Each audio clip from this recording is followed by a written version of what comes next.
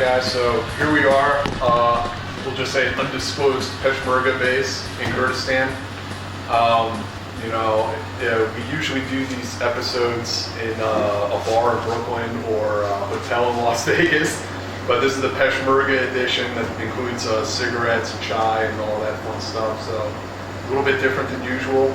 But I'm very excited to do this on location, so to speak, with both of you guys. And I think the first thing I want to talk about is just a brief introduction. Who we're talking to is Kurt and Joey, and these two guys are U.S. military veterans who came over here and they volunteered to join up with the Peshmerga and help fight ISIS.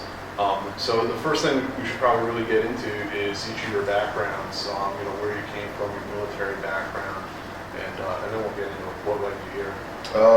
I'm a U.S. Marine. Joined in 2008 and got out in 2012. I served with a logistics unit as an embarkation specialist.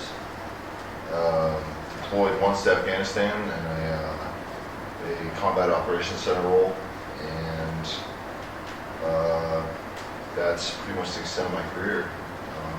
And what year did you get out? In 2012. 2012. And after the military and your civilian life? I started going to college under the GI Bill. Mm-hmm. Did that for 2 years. It was a pretty liberal college, I'll note. So as a veteran, it was kind of tough to adjust to that. Sure. And I did okay. I did good. It's easy. You go to your classes, you do the work, and you get your GI Bill money, so you're taken care of, mm-hmm. and you just do your thing. But I was incredibly dissatisfied, I'd say, with it. I just didn't really feel like I had a specific goal in mind or anything. And I'm sure that's one of the factors that led to me coming here.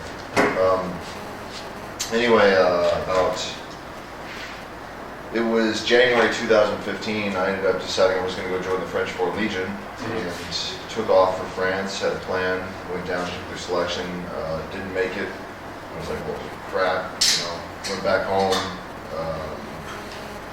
and I was looking for jobs and whatnot. I ended up posting on, it was a Alliance for Java, saying, hey, I'd like to volunteer, and they ended up actually getting back to me, and that's when I started planning the trip. So just to be clear for people who don't quite understand, the Alliance for Java was at that time recruiting for the YPG, yes, the People's Protection Units in Syria, which is very different than the Peshmerga right. in Kurdistan. What ended up happening was I went down to California to stay with a buddy who's a Marine and get a little bit of training before I went to talk to some old former buddies, a lot of friends I had in the area still around the base or still active, and hit the range every weekend type of thing and just square myself away, kind of mentally prep and relax for going flying off on my own to a foreign country that's a war zone. It was like, oh crap, am I really doing this?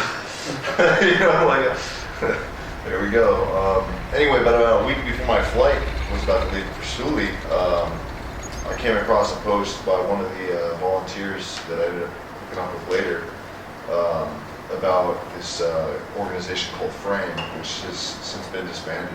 I remember seeing, they had a website, right? Yeah, and so I applied, I hit them up on Facebook, and they said, they got back to me within 2 days, and they said, okay, no problem, we'll get you hooked up, and anyway, I got picked up. Did you feel that Peshmerga was a bit of a surer bet than? At that point, yeah, because I had received very little contact back from YPG, so I was still a little unsure. I was ready to do it, but I was, I messaged you back then, hey, these are the people I've been in contact with, are they good to go? And when I came across the Peshmerga thing, I noticed it was a group of Westerners that were legitimately, it was them instead of going through people I didn't know. I knew I could trust them for sure, it was a little uneasy. They were already there in place. Right, and so it seemed like a much better option. I knew the Peshmerga were a little more conventional, so it might fit in a little better there. It just seemed to be the right choice, that gut feeling, okay, let's try for this. Joe, you want to get a little bit into your background? Yeah, same years as him, 2008, 2012, U.S. Army. I was NBC. You were biological and chemical? Yeah. I was in a non-deployable unit, so I did a volunteer deployment with 4th ID back when they were still at hood. after the military, I joined Geek Squad. If you're familiar with that, Best Buy? Yeah. Repairing computers? Yeah, I had my dad's big into computers, so I just kind of knew my way around for a while. Did that for a while. Pretty active on the internet, so the whole social media thing the Lions had going on. I did some research into it for a couple months. I had a friend of mine actually who was in the Army, different unit, but we had mutual friends back in South Carolina. He was interested in going, and we just kind of linked up, hung out for a bit, went to the range, ended up coming here together. He's with Peshmerga down in 9th right now, about getting ready to go home for the third time. But we will actually be going home this time. So you guys came over together and crossed over into Rojava? Yeah, we came here. Initially, we tried to join the Peshmerga first, but in January they weren't taking anybody as far as we knew. We linked up with a guy from Sweden named Raphael, who has family ties with the FAJ. Okay. So he has a lot of pull over there, but we were in a for about 2 days, crossed over, got to Rojava for a little while, a little over 2 months. Came back. At that point, the guy from Sweden had already been home. It was me and Justin and 2 buddies we met while we were over in Rojava. Hung out for a bit, ended up getting in contact with Colonel Tariq from 9th, where these guys were with Frame. Linked up with Colonel Tariq, talked to him for a little bit. He invited us to come down and join up with Peshmerga down there, so we did that. Cool. So I think you both talked a little bit about why the Peshmerga and why you got here. But as far as your, initial motivations, I mean, what brought you here? Do you see this as an extension of the war that you were fighting in the U.S. military, same country, same enemies? Was there something else that drove you here? For me, it's pretty complex. It was a lot of factors playing out with where I was in life and my personal feelings and moral obligations. But as I said, I was not super happy with the college course, and I remember while I was going to school, I was living with bad buddies. We all went to classes together and whatnot, and lived together. We were watching this conflict escalate. I remember when Fallujah fell, and that was the first one. Yeah. And there's Iraqi army burning in the streets, and Humvees captured these guys, and eventually you just see it grow and grow into monster. City that the Marine Corps fought very much. Right, and I mean, I was never in Iraq, but as a Marine, I was like, holy shit, how many Marines did we lose there? Yeah. And how much blood did we shed to take that? Now it's just gone. And that was kind of hard to, it was kind of like, damn it, that's messed up. I had a lot of friends who were in that battle actually, and they were furious, And then as it grew, you see the atrocities, you see the genocide being committed, where they're just taking people out to pits and shooting them by the hundreds. It's like, holy crap, no one's doing anything. We're not, like, are we going to deploy? I am actually. One of these wars where it's pretty clear who the bad guys are. At that point. You couldn't get any more clear to me, like, these guys are evil. They're literally the modern day, Third Reich. And somebody needs to do something. I don't know, then like you said before, as a veteran, it's kind of your nature to look for the fight or to do that thing, to get involved with military action. It's like, well, here's something I can do. Getting into civilian life, it was another thing for me. It was like, you get out of the military, and being in the military, you feel like you're doing something every day. And I spent a whole week in school, and I still feel like I didn't do as much as I did when I was in the military. Kind of cast adrift out there without purpose. Yeah.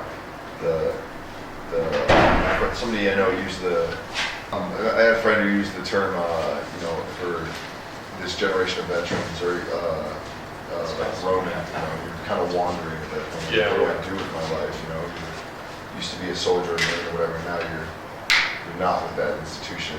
It's tough. Trying to find some place where you belong, fit in.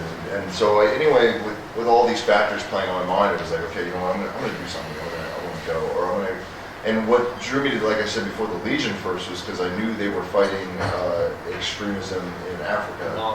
Right, and I'd seen videos, and I was like, holy crap.